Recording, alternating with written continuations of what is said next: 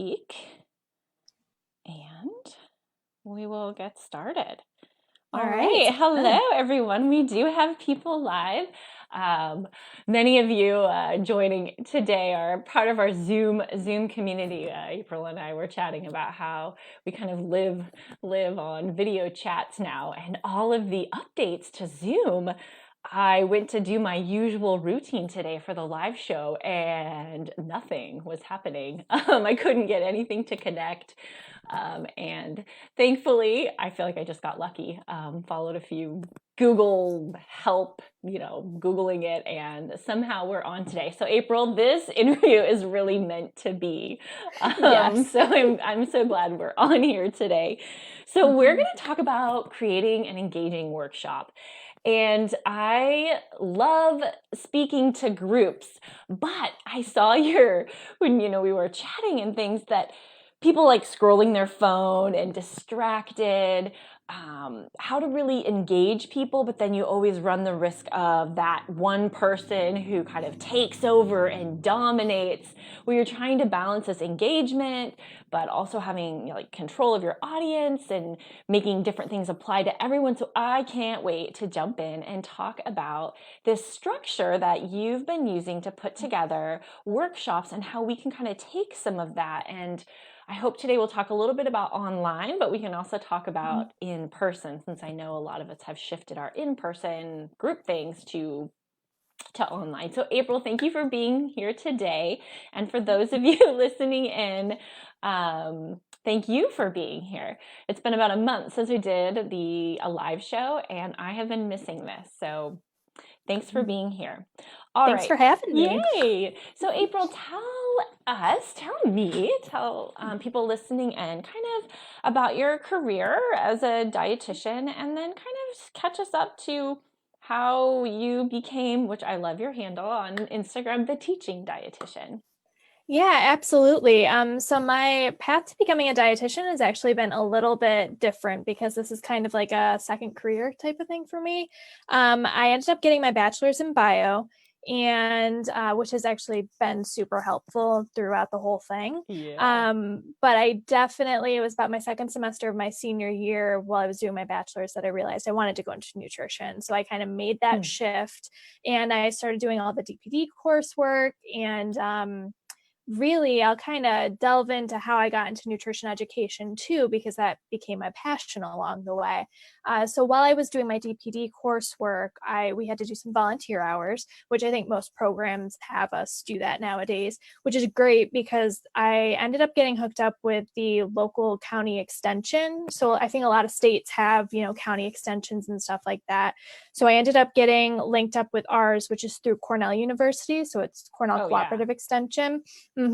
So I got connected with them in their SNAP Ed program. So there was a program in the Finger Lakes area. So I live out in Rochester. So I'm in like the Finger Lakes, like wine region of New York, which is wonderful.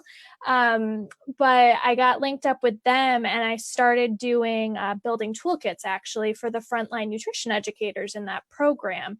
And that was a really eye-opening experience, because I got to see exactly what nutrition educators did, number one, but number two, kind of the background work of what goes into building a workshop, what goes into having a toolkit put together, and things like that, because these folks, they'd take their toolkits and they'd go out into the community to do that nutrition education. And then from there, as I was finishing up the program, the DPD program, I was also hired as a temporary educator myself. So then I got to experience that side of things over one summer in between my coursework and my internship. And I got to get right there on the front lines and do some educating, do some workshops, do tablings, work in farmers markets and things like that. And that was more of I worked in the city of Rochester at that point. So, it was really eye-opening to see, the things that might not have been so accessible to folks who live in the inner city, Right. who might be dealing with the challenges and stuff like that. So we did a lot of work for, low-income populations and things. So that was definitely eye-opening. Yeah, you actually said something really interesting as you were talking about the work you did to support the educators, that idea of a toolkit. versus we think of things as, the presentation, when in reality, there's so much more that goes into it. So I'd love to talk about this concept of what else is there and what's this, when you go in to create a workshop, it's more than just the slide deck or the presentation. So I really hope we'll dive more into that more comprehensive look at workshop development. Right, so this will be really fun. Yeah, definitely. Yeah. So that's super great. I love your background. The cooperative extension, I grew up in a very rural area, and it's part of 4-H, and really there was a big connection with the cooperative extension. And the lady I rode horses with, her husband was the extension agent. So I have to say I'm fairly familiar with the cooperative extension. So many good resources and education out in the community. Absolutely. So, yeah. Definitely so I can key. Totally see how you develop this kind of expertise in creating workshops. But so if you're talking about this whole idea of engagement and having an engaging workshop, kind of what does that look like? Because I think oftentimes we think, I need an icebreaker, or I need like a little activity during. What really does engagement mean when we're talking about a workshop? Right, absolutely. So, it comes very commonplace, like you mentioned before, how you're sitting and you're doing a presentation or a workshop and you've got your folks who aren't really paying attention. They might be scrolling on their phone and that sort of thing. It does happen. So one of the things that I really learned with my tenure with cooperative extension is kind of how to format a workshop so that folks were getting engaged. So how we would do this is, first, you've got to find a way to make that topic relevant to the folks that you're giving the workshop to. You really have to kind of think about their background. So for me personally, I did a lot of work with individuals who were either inner city or rural, and they were lower income population. So I had to find a way to make my topic materials relevant to them, because some stuff they're not going to care about if they just can't get the food that they need, right? So if you're going off talking about all these fancy nutritious what have you, all the fancy ingredients and whatnot, that's not going to be accessible to them. So one of the things is definitely making that topic that you are doing and then like teaching on, make it relevant to your folks that you're instructing to. The next thing is having an icebreaker is important, but not in the way you might think. So the icebreakers, instead of just having it be kind of like random, like, what's your favorite animal and why would you pick that animal, those kind of icebreakers. What you want to do is you want to make that really relevant to the topic that you're teaching. You want to essentially have a way to ground that topic into their lives so that they can make it really applicable. So for example, some of the icebreakers that I've done in the past, or icebreakers, or I like to call it when you engage your participants. I don't necessarily call them icebreakers. But one of the things I would do is I'd ask them, so let's say I was giving a My Plate workshop. I'd ask them, have you seen My Plate before? Where have you seen it? Why don't you tell me what you know about it already? Because that's also kind of nice too, because you can gauge what they already know so that you're not already teaching them something that they might know. So that's kind of really helpful to do that too. And then when you kind of do that engagement, you want to create a really comfortable learning environment for them.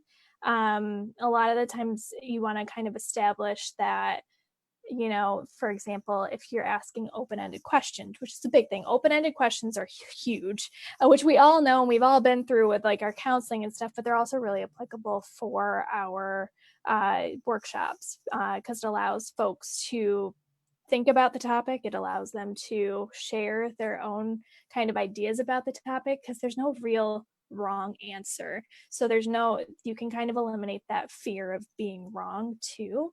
So asking those open-ended questions and letting your participants think about it and think how it relates to their lives too. And that's kind of the important part, is how can they take this information and bring it into their life, and doing so in that way, which is great. And then the last thing to just kind of keep that engagement going is that activity. I know you mentioned activity or having something to do. So yes, that's huge. Like, you need to have something to do with the information that you're teaching your folks. Otherwise it's not going to be applicable. It's not going to be relatable. They're not going to take that information out the door with them. Right. So really having something that pertains to the information you're teaching them and allows them to do something hands-on is also going to make a workshop more engaging than just sitting and talking to them or talking at them.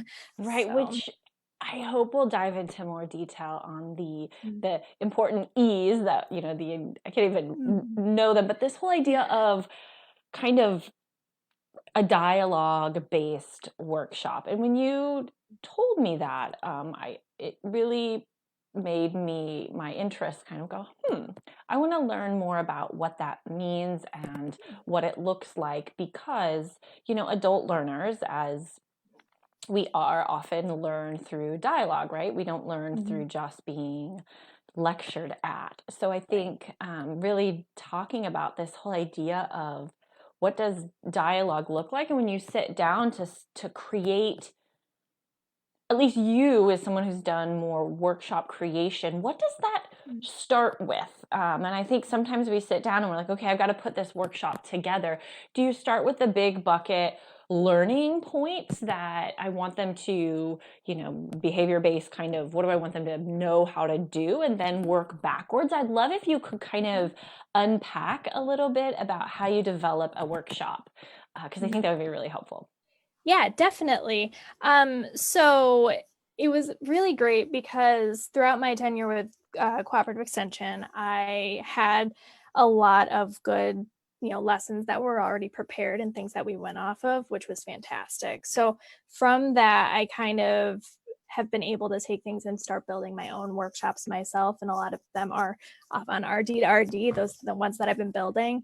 And so with that background, when I sit down to kind of create a workshop, the first things I do is, obviously you're talking to someone you have a connection with wherever you're going to be doing the workshop with. So you want to find out a little bit more about the participants and see what sort of information you can get about them from the person who might be facilitating that workshop, or your connection wherever that may be, because that's going to be important to know how to kind of really anchor it into their lives and figure out what's going to be relatable for them.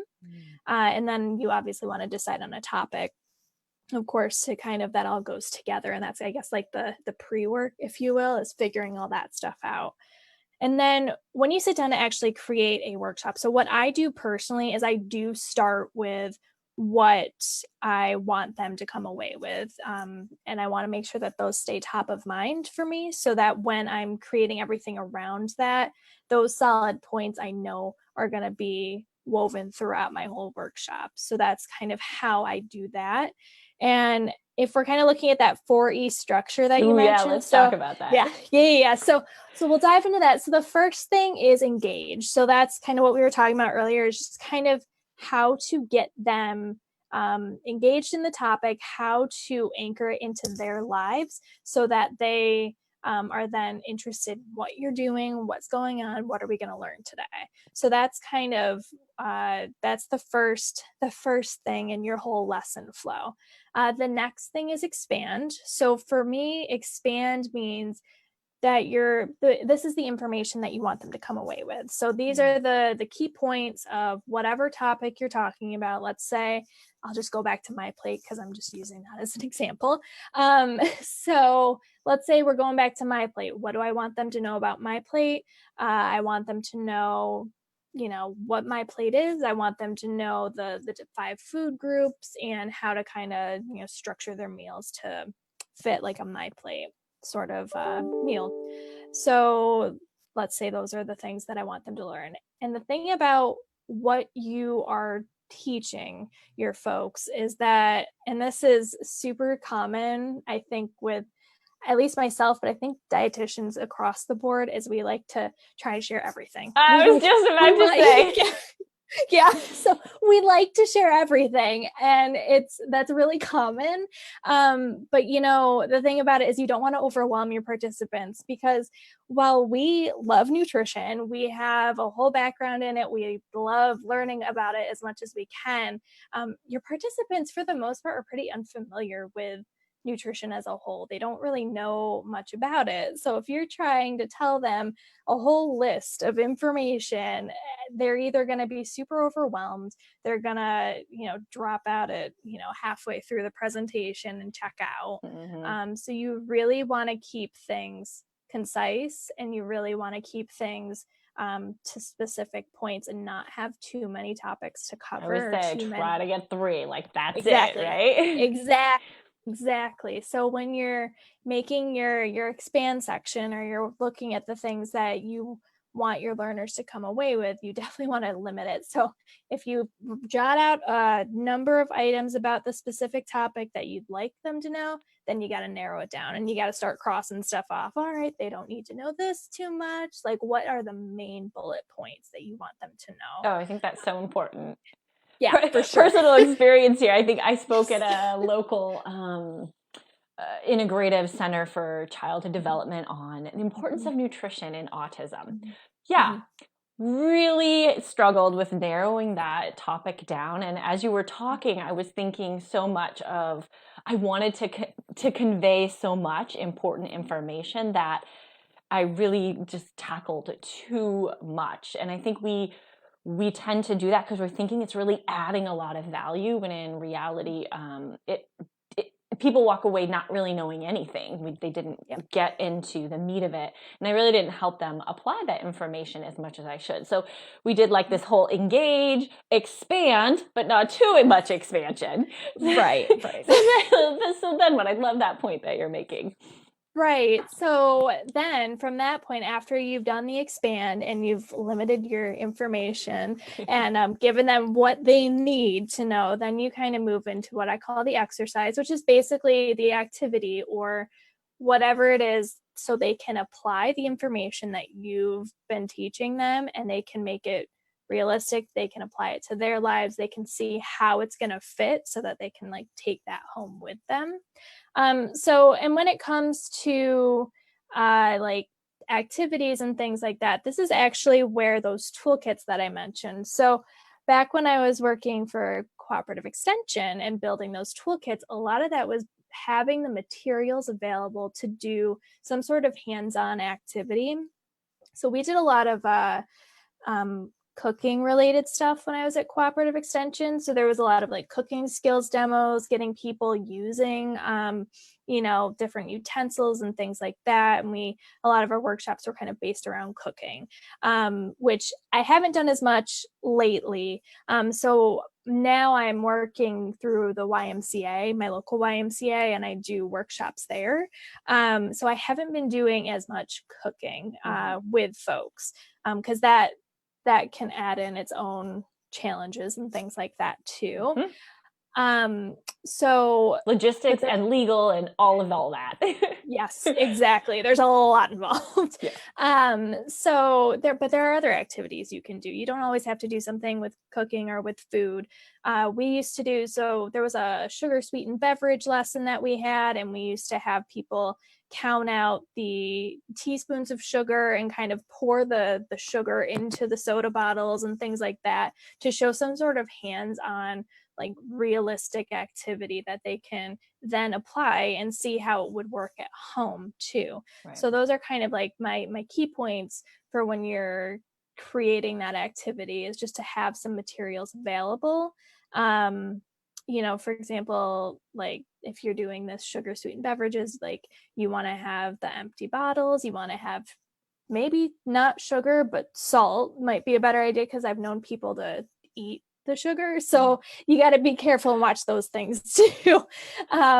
So things like having those props available to you can definitely be super key in that exercise section, or that like apply section, where they're they're doing something with the information. And I think it's important to be saying we're really talking here about a workshop. And I think we all want to be known in our community. We want to be, in demand. If we give really engaging workshops that people go out and they talk about, right? When you learn and you walk away with valuable new information, you talk to people that you know about it. The person who asked you to come, gets great feedback. So this whole idea of a workshop, it's not like a seminar, right? It's not just like it's not like lecture. The difference between telling and teaching. Teaching, people walk away having learned and been able to apply new information. And people were chatting about Fancy, and I think for me, Fancy is exhausting because it's so much like the lecture after lecture after lecture, and your like brain, you're trying to absorb, but it's very difficult to learn, I think, because you're not able to apply anything. And I'm a huge fan of this whole just-in-time learning of trying to learn, apply, learn, apply, learn, apply. Right. So I think this whole idea of whether or not you're giving a one-time workshop or you're doing a group program where you're putting together little segments that build on one another. But what I love about your workshop approach, and I think your store on RD2RD, because you don't just slap up a slide deck and be like, here you go, like go for it. It'll help you. You present your products as toolkits. And I think that comes from your background of putting it together in a way that is, resonates with people. And I think that's why your products do well, is because of the background that you have. And I think it's wise for other people who are listening to think about, oh, yeah, like that could be really helpful, when you're putting together a workshop. It's not just the slide deck that you need. Right. There's so much more that goes into it for sure. Yeah. All right. So I totally went off track. It's my secret skill. It's not a secret, but we did engage. We did expand. We did Exercise. Okay. What's the fourth E? Yeah. So the fourth E is elevate. So what that means is, how are they taking that information home? So a lot of times with the elevate, it's how they've gone through the apply, they've got the knowledge. So you want to have them take a moment to connect that information to something in the future for them. So a lot of times, for example, in one of my toolkits, actually I've got one of the My Plate ones up there on RD2RD. What I do for the elevate section of that is I recommend giving a recipe and then having them kind of break down the recipe and see what food groups are in the recipe, and then they can go home and they can make that. So that's kind of one way to show how to take it home. Other things are questions, like you might have them kind of brainstorm in small groups or as a large group, depending on your group size. You could have them talk about something like a skill that they've learned, or something about label reading or something like that, and what they can do at home or the next time they go to the grocery store. Maybe ask, are you going to be looking at labels the next time you go to the grocery store? Like, what are you going to keep an eye out for? And oftentimes with those takeaways and stuff, I do try to have like handouts or something else available so that you can physically give them something. So that way they can refer to whatever it is when they take it home as well. So I do try to have that available. So generally speaking, with that elevate section, it's just, you really want them to be able to think through the information. They've done something with the information, and now what's something that they can go do at home in their own life. Yes. So we have a question, and I think it's a good one. I'm really talking about the idea of online, both, I think there's this live and then there's this recorded, whether we call it a webinar or an online program, that how do we take this structure, and does this work? Can it work when you're not in a group of people? What's your thoughts on that? Right. So I think there's a lot of the same basic structures that can work when you do it online.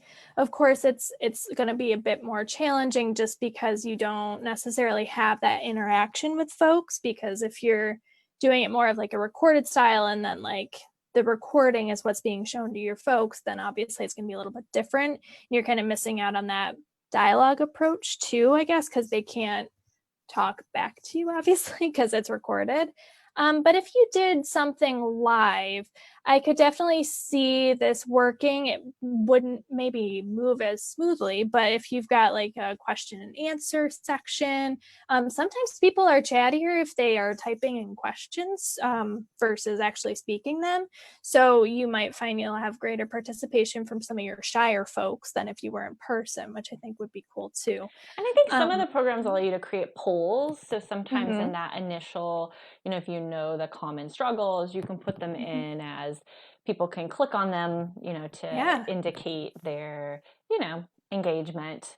I think polls are always fun to have in an online learning environment. It's a good point. I don't do a ton of webinars myself, like attending them. But in the past, there's been some, I think, best practices I've seen. I always say, when was I most engaged? If I do a webinar and I'm present the whole time, I'm not clicking over to my email, I really stop and go, what happened during that webinar that helped me focus? And in a few of those instances, it was one, kind of the way that it was opened. I think it engaged me, but also oftentimes there's a workbook or a worksheet that maybe I'm filling in key information and it's asking me to project in the future what that might look like. So I'm part of that information and it's helping me to apply it as I go along. So I think some of those are really nice ways if you're doing an online webinar or a group program to think about giving your participants something to complete during because you might be doing that in more of a back and forth environment if you were doing it in person, but they can still, have, a resource while they're watching. Yeah. Definitely. I think that's a great way to get them engaged. Is I'm actually thinking onto some of the webinars I've done where I've been more engaged have been ones where I'm filling stuff out or doing activities along the way completely. So I think that's great. I think that'd be awesome. An awesome way to kind of get that engagement from your folks. So yeah. So I want to talk about, so we talked about the ease. Is there anything we really missed there before we talk about a couple of other key points about kind of workshops? I'm trying to think. I don't think so. I think we touched on all the E's and we kind of touched a little bit on that dialogue approach too in there. So I don't think so. Not that I can think of. So, and then maybe we'll go back to kind of your approach to workshops. But one thing, especially, if you're new or you're getting into the whole workshops, this idea of engagement. We've all had the experience of the person who just dominates, and that's always the person that if it's a workshop you offer every month, it's the same person that shows up. I remember when I was acute care, you did a heart healthy workshop every month, and I had the same guy who showed up and tried to dominate every month. I think it was for like a year, and I was like, oh my gosh, let's do this again, dude, like it's time. But how do you handle that? You want to create engagement, but you've also got to tame the over eager, and you don't want anyone to get left out. What are some skills that you use, especially having done quite a few workshops? Right. Because it happens and we know it happens all the time. So one of the things that this takes practice, it definitely takes practice to get used to, but taking what they say and weaving it back into the conversation and weaving it back to your topic or like circling it back. And, so you're not necessarily, because you don't want to sit there and spend a ton of time talking to this one person, especially if you're on a time limit and let's say you're getting down to the last few minutes too, like you don't want to spend all this time talking about this one thing that somebody might be hung up on. So really in these situations, what I do is find ways to weave whatever it is back to what I'm talking about. And it takes practice. And it's definitely something where the more you do it, the better you get at it. So that's something for sure that I've done. And then the other thing too is, I was gonna say, we're all in the political debate season. So you just watch the politicians and no matter what question they get asked, they go back to like their 3 main points. So whatever your 3 main points are for your workshop, every time a question gets asked, you just go back to them. relates. Yes. You just go back. Exactly. You just go back. There's really, yeah, but with that's, you know what, that totally relates to this. Yeah, every time. Every time. And it's, you know, and at some point though, of course, if you're getting down to the end of your workshop, this person just isn't stopping. You know, one of the other things you can do is, you know, if they've got more questions or whatever, say, I'll be here for a couple minutes after class if you want to come talk with me one-on-one and we can address some of the concerns or some of the things you want to talk about. I'd be more than happy to do that. If you want to send me an email, like that sort of thing, you can always open up that avenue too. I try to do that less and kind of use that as more of a last ditch effort and use it more of like a, you know, we're really running short on time. So if you've got more questions or you want to like stay after with me and talk more about this, certainly open to it. Please feel free to stay after. We can chat. Yeah. If anybody listening in has some golden nugget, little statements that you've used, definitely drop those in comments. I think that would be a really good blog post, like how to handle the participant who's dominating. Some nice ways. So, so if we talk about like misconceptions about engagement for, you know, registered dietitian to give a lot of talks, we've talked about some of the do's and don'ts, but maybe this whole concept of engagement, talking a little bit more about maybe where we get it wrong or things we believe that aren't true. Right. So there's actually a couple of things, and we kind of, one of the things I like to bring up and reinforce is we don't need to tell them everything. I know we talked about this earlier, and but I like everybody dropping comments if you've done one of those presentations where you try to cram too much in. Just go ahead. Just put your hand up. Just give it a comment. Me too. Okay. 100%. So that's definitely one of the things. And I know because it's in our nature to just want to share everything and we just want to help everybody that we can. And we think by telling them everything that we're going to give them more help than if we just limited ourselves. So that's definitely one of the things. And then the other thing too is like being comfortable with silence. So one of the skills I learned, and I'm going to be the first one to say that I don't like silence. It makes me uncomfortable. But if you are doing a workshop and you're asking your open-ended questions, you know, give it like 5 seconds before you jump in. Just let people sit on it. Let people think about whatever the question is that you asked, and let them, eventually someone will say something, because that silence, it gets to everybody. So that's kind of like a trick I'd use to get people to talk, especially your shy folks too, because that also gives them a little bit of time to think about what they want to say and jump in. Then just, if you don't hear anything, then you like jump in with an answer right away. Like you really got to take a minute and just like give them 5 seconds or so after you ask your question to let them stew on it a little bit, and then eventually someone will pop in. So that's something else that I've learned through doing my workshops, is just being okay with that silence for a little bit. So yeah, and it feels so much longer to you than it is in reality. That, you know, counting to, you would have sworn it was 20 seconds and it was probably less than 5, because it does feel very awkward. I am just like you. I struggle with that silence and wanting to fill it. So I that's really, really, really good advice. Any other kind of misconceptions or?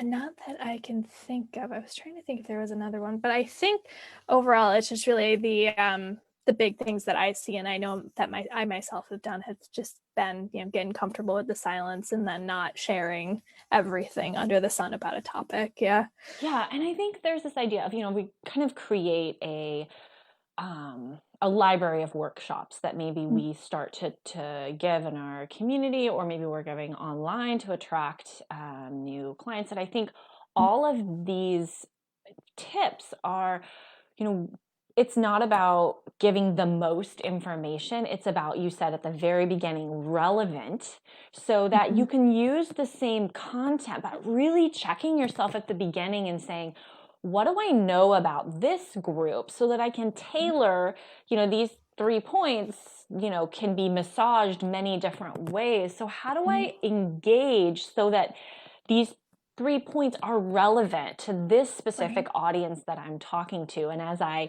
give the information, that my workshop is flexible enough that those points can be, a little bit, depending on what I heard in the engagement, I'm going to highlight different pieces. Then again, you're using that exercise, then you're having them take it home. So you might have the same workshop, but it never really comes off the same, the same way. There's a core elements to it. So I think there's a lot of wisdom that you shared just as we went through this 4E and that whole dialogue approach, that it is, you don't need to have 20 different, 20 different versions of that same, slide deck. One thing though, before some of you people listening in. So I've been back and forth with CDR, totally somewhat relevant here, about CEUs and online learning. So you can claim anything. So those of you, people have asked me before, like, could I get CEUs for the live show?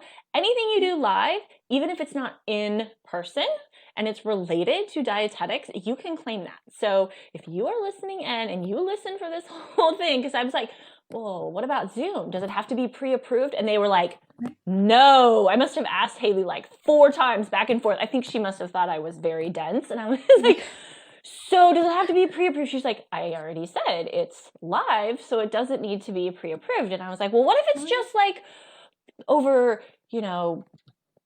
And she was like, is it live? And I was like, yeah. Okay. So for those of you listening in, I actually should create like a little fill in the blank certificate that you guys could. If you want to do a recorded version, that's different. So if you're listening to the recording, these are different. But live events actually don't need to be pre-approved. I had no idea. That's really helpful, actually. So that's awesome. Yeah. So I thought that was really interesting. I'll get more information for you guys about that. Yeah.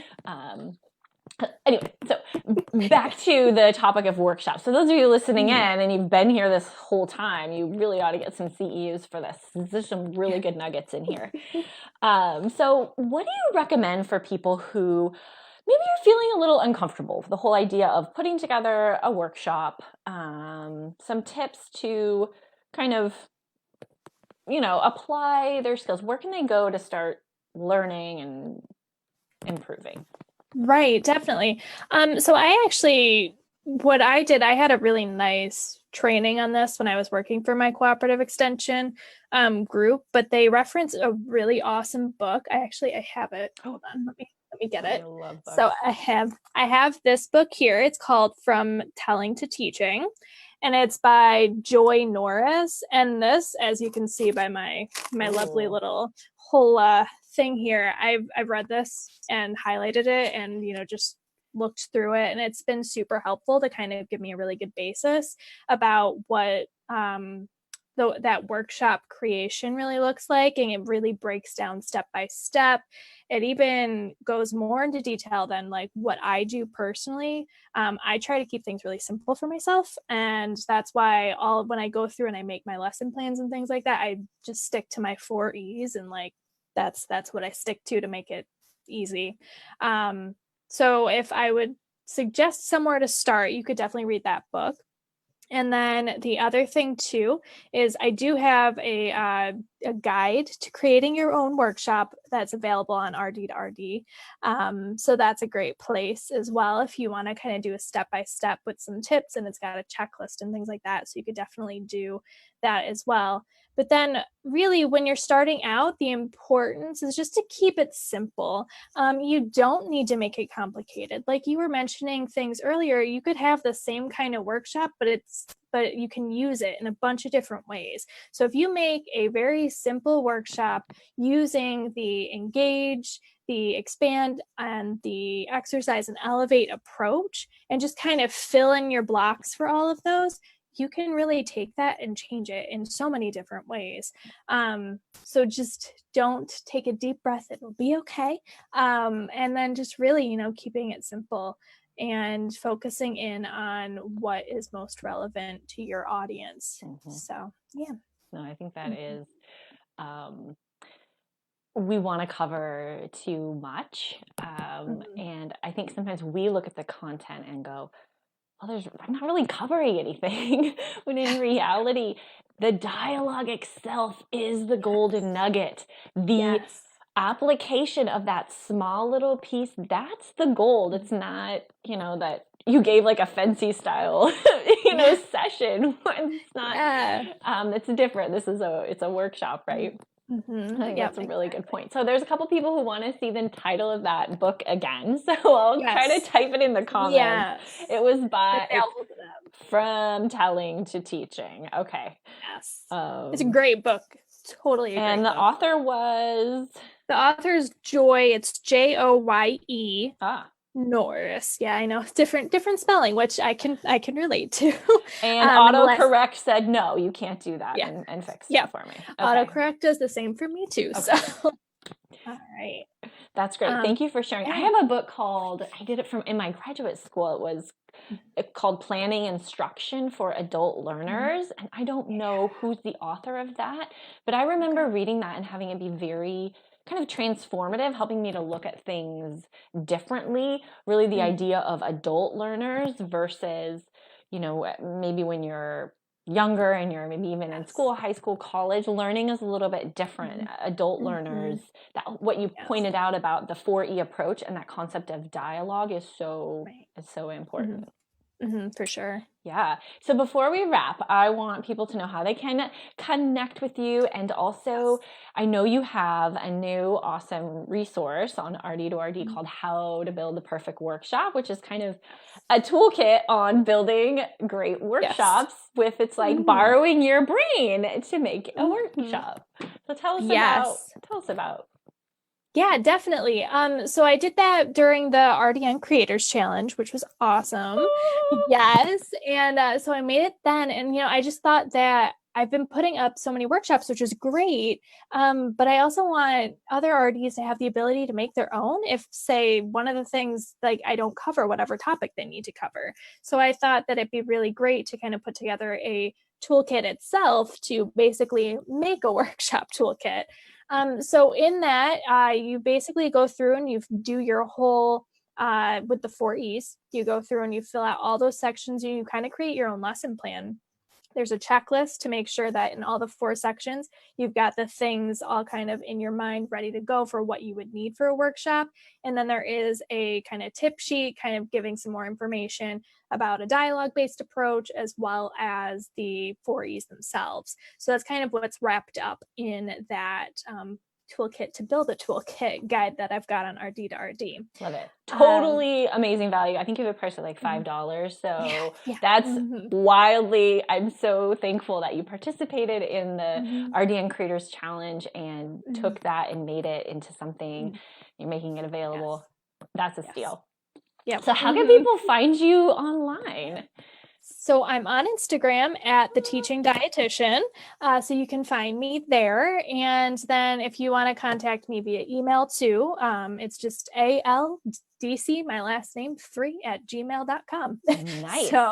And if you visit Apryle's store, which I think there's a link, or if you find it, there's also, if you're a logged in user, there's this nice big like send message button right there at the top. When you send a message, it goes right to Apryle's email. So it's one of the nice things if you ever have a question or want to make requests to some store owner on RD2RD, just hit that send message button and it goes right to them.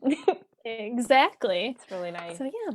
Awesome. Let me scroll through here. Okay, so we put that tip sheet. Yes. Fill in the blank certificate. Yes. Thank you all for those comments about, I'm actually going to go back and get that email string from Haley Brennan, who is, I'm not sure what her title is at CDR, but she does all the pre-approvals or I don't know, but I will actually share that because I think it's really helpful to have their responses back, because my question was when we moved to this whole COVID-19, like a lot of things that were in person were moved to online. And I was like, well, if a local dietetics chapter, if it's now online, I'm like, well, does it have to be, the whole idea is live. It's not it doesn't matter whether it's live online or live in person. And for me, maybe it's my age. I had a hard time conceptualizing the concept of live. But I was like, I get it now. Live is live. It doesn't matter whether you're interacting. And the same holds true, insurance now. Like reimbursement in synchronous video visit is still live. So I think COVID has taught us a lot, right, about interactions, and that we have to challenge our own definition of, it's not less valuable just because we're doing it, over the web. So I think it's an interesting topic. Aprylle, I had so much fun with you today. The whole concept of the 4 E's, I think we're really thinking about engagement, expanding, engage, expand, yes, exercise. And elevate. Okay. I think I would just go ahead and get your toolkit so I could just fill in the blanks and I won't forget. So I love what you're doing. I love that you're taking your expertise that you developed through the extension, really creating those toolkits and, sharing that with other people who didn't have that opportunity to really hone those skills, because as registered dietitians, we make a bigger impact and we have more people say, I went to this lecture by this registered dietitian, when we create engaging workshops, right? And that sometimes our background didn't really include those elements, that maybe someone who is less qualified than we are is better at creating engaging content. We want to be the experts. So I think this whole idea of engaging workshops really positions us to be able to go out into our community or online and connect. So definitely super fun. So Aprylle, thank you so much for being here. Everyone, thank you for tuning in. A week from, oh my gosh, today I am hosting my first official real webinar. It is pre-approved for continuing education, and it will be on the basics of digital products. So I'm really excited. There is a registration link somewhere on Facebook. I think it's an event. I think you can find it on the RD2RD page. You can click register. We're running out of spots because it's my first webinar. I just didn't want to make too many, so I imagine that's going to fill up. So there aren't a lot of spots left for the webinar, but I might be doing a encore presentation. We'll see how it goes. So it's a free one continuing education unit, and basics of selling digital products. Awesome. All right, everyone. We'll see you hopefully back next week. It's not on Facebook Live though. It's just a private, official webinar. So that'll be a lot of fun. All right. So if anybody has questions, it's ALDC. We'll put that in the comments. 3@gmail.com. People can reach out to you. Absolutely. Or Instagram too, at the Teaching Dietitian. Hit that direct message button. All right. Thanks everyone for being here. Bye. Bye.